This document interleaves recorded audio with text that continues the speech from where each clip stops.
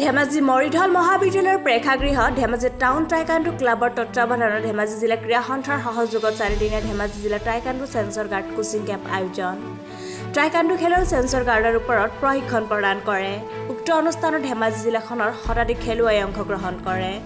উক্ত অনুষ্ঠানত উপস্থিত থাকে ধেমাজি পৌৰপতি দীপৰেখা দাস বাগৰী, জিলা ক্ৰীড়া সন্থাৰ বিষয়ববীয়া, ধেমাজি টাউন টাইকাণ্ডো ক্লাবৰ বিষয়ববীয়াসকল।